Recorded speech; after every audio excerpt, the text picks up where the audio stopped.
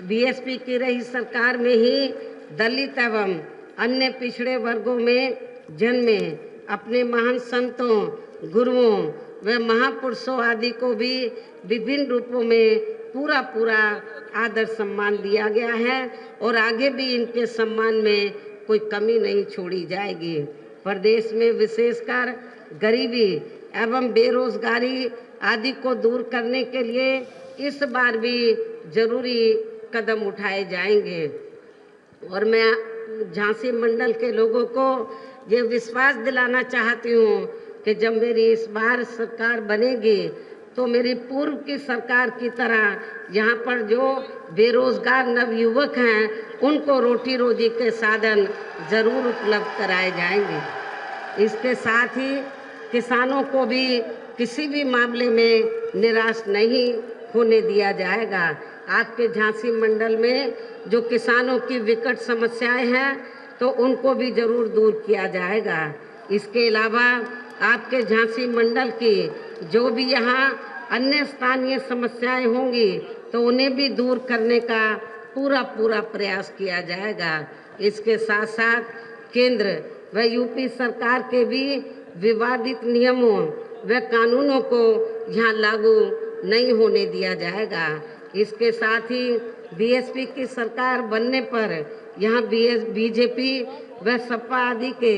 शासनकाल की तरह कानून व्यवस्था को किसी भी कीमत पर खराब व लचर नहीं होने दिया जाएगा तथा हर स्तर पर यहाँ कानून द्वारा कानून का राज कायम किया जाएगा। जाति व धर्म के आधार पर यहाँ लोगों का किसी भी प्रकार से शोषण व उत्पीड़न आदि नहीं होने दिया जाएगा, जैसा कि वर्तमान में भारतीय जनता पार्टी की सरकार में हो रहा है। खासकर कानून व्यवस्था को बेहतरीन बनाने के लिए विशेष अभियान के तहत व दलगत राजनीति से ऊपर उठकर यहाँ गुंडों, बदमाशों, माफियाओं व अन्य आपराधिक एवं अराजक तत्वों को भी जेल की सलाखों के अंदर ही भेजा जाएगा, जहां मेरी सरकार में इनकी जेल के बाहर नहीं बल्कि जेल के अंदर ही सही जगह होती है। इतना ही नहीं बल्कि वर्तमान भाजपा सरकार ने जाति, धर्म व राजनीतिक द्वेष की भावना के तहत जिन लोगों को खासकर धरना प्रदर्शन आदि के नाम पर जबरदस्ती गलत धाराओं में फंसा के उन पर अनेकों केस चलाए हुए हैं तो उन मामलों की भी सही से जांच करा के उनके केस भी खत्म किए जाएंगे। इसके अलावा प्रदेश में खासकर शिक्षा के क्षेत्र में व अन्य और विभागों के भी कर्मचारी जो आए दिन अपनी मांगों को लेकर धरना प्रदर्शन एवं हड़ताल आदि करते रहते हैं तो उन सभी मामलों को निपटाने के लिए एक आयोग का गठन किया जाएगा और उनकी सही मांगों को मान लिया जाएगा, जिसमें कर्मचारियों की पुरानी पेंशन योजना को भी लागू करने का मामला शामिल है। इसके साथ साथ मैंने पार्टी के विभिन्न कार्यक्रमों के दौरान सर्वजन हिताय व सर्वजन सुखाय को लेकर जो भी कार्य करने के लिए कहा है तो उन पर भी जरूर अमल किया जाएगा। लेकिन ये सभी कार्य करने के लिए इस चुनाव में यहाँ बीएसपी को सत्ता में लाना बहुत ज़रूरी है, जिसके लिए अपनी पार्टी के लोगों को वोट पड़ने तक यहाँ सभी विरोधी पार्टियों के साम दाम दंड भेद आदि हथकंडों से भी जरूर सावधान रहना है। और इस मामले में विरोधी पार्टियां चुनाव होने से कुछ समय पहले व चुनाव के दौरान भी अपने अपने पक्ष में हवा बनाने के लिए खासकर मीडिया व ओपिनियन पोल एवं सर्वे आदि का जो बड़े पैमाने पर गलत इस्तेमाल करती हैं तो उससे आप लोगों को बिल्कुल भी गुमराह नहीं होना है। जैसे सन 2007 के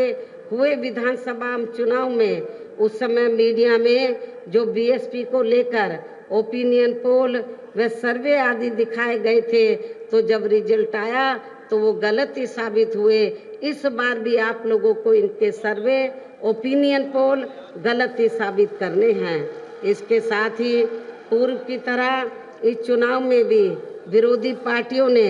विभिन्न रूपों में जो अपने हवाई व प्रलोभन भरे चुनावी घोषणा पत्र आदि जारी किए हैं, जिन्हें सत्ता में आने के बाद ये पार्टियां अधिकांश अमल में नहीं लाती हैं, तो उनके बहकावे में भी आप लोगों को कतई नहीं आना है, जिन पर से अब जनता का काफ़ी हद तक विश्वास ही उठ गया है। इसलिए इस मामले में बीएसपी किसी भी चुनाव में विरोधी पार्टियों की तरह अपना कोई भी चुनावी घोषणा पत्र आदि जारी नहीं करती है। वैसे भी बीएसपी कहने में बहुत कम बल्कि कार्य करके दिखाने में ही ज़्यादा विश्वास रखती है, और ऐसा हमने यहाँ यूपी में अपने चारों रही सरकारों के दौरान करके भी दिखाया है। इसके साथ ही यहाँ मैं ये भी कहना चाहती हूँ कि हमारी पार्टी की चारों रही सरकारों ने प्रदेश में बिगड़ी हुई कानून व्यवस्था को सुधारने के साथ साथ प्रदेश के विकास व आम जनहित के लिए जो असंख्य अति महत्वपूर्ण कार्य किए हैं, वो अभी तक यहाँ किसी भी विरोधी पार्टी की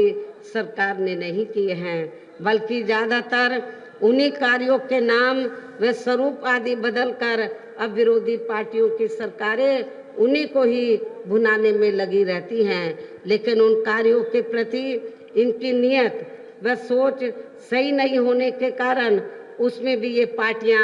ज़्यादा सफल नहीं हो पाई हैं। और अब मेरा यही कहना है कि आप लोगों को इस चुनाव में अपने हित व कल्याण के लिए या फिर से बीएसपी की सर्वजन हिताय व सर्वजन सुखाय की नीतियों पर आधारित सरकार बनाना बहुत ज़रूरी है। और इसके लिए पार्टी के लोगों को वोट पड़ने वाले दिन कोरोना नियमों का पालन करते हुए सबसे पहले सुबह उठते ही व समय से अपने अपने पोलिंग बूथों पर वोट डालने के लिए ज़रूर जाना है। इसके साथ ही आपका वोट अन्य कोई व्यक्ति ना डाल सके, इसका भी आप लोगों को खुद ही ध्यान रखना है। इसके साथ साथ अपनी पार्टी का कोई भी वोट पड़ने से ना रह जाए, तो उसका भी पार्टी की हर पोलिंग बूथ की कमेटी को विशेष ध्यान रखना है। इन्हीं जरूरी बातों के साथ ही अब मेरी बीएसपी के लोगों से यही अपील है कि अपनी पार्टी ने या आपके झांसी मंडल में जिन भी विधानसभा की सीटों पर अपने उम्मीदवारों को चुनाव के मैदान में उतारा है, जो यहाँ आपके बीच में मौजूद भी हैं, तो उन्हें आप लोगों को वोट वाले दिन अपनी पार्टी के हाथी चुनाव चिन्ह के सामने वाले बटन को दबाकर जरूर कामयाब बनाना है। और फिर से आपको या सन 2007 की तरह ही बीएसपी की अपनी पूर्ण बहुमत की सरकार जरूर बनाना है, और तभी फिर प्रदेश में अमन चैन कायम होने के साथ साथ यह सभी वर्गों व धर्मों के लोगों का भी सही से विकास व उत्थान आदि हो सकता है। साथ ही यहाँ अन्याय, अपराध, भय व भ्रष्टाचार मुक्त एवं विकास युक्त वातावरण भी पैदा हो सकता है, और तभी फिर यहाँ परम पूज्य बाबा साहब डॉक्टर भीमराव अंबेडकर एवं मान्यवर श्री कांशीराम जी आदि का भी सपना सही साकार हो सकता है। इस उम्मीद के साथ ही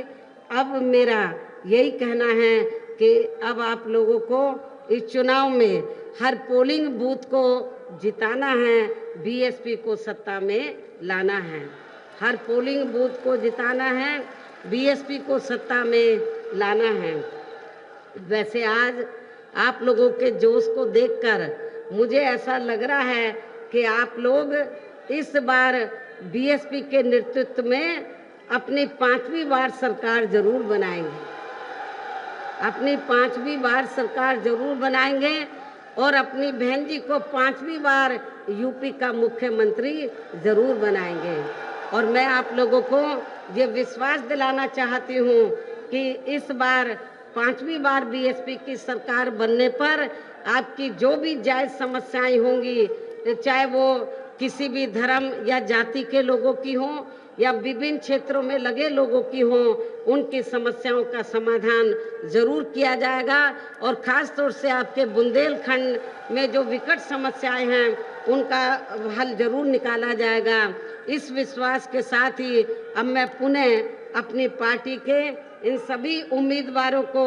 जिताने के पुरजोर अपील करते हुए अपनी बात यहीं समाप्त करती हूँ। जय भीम, जय भारत।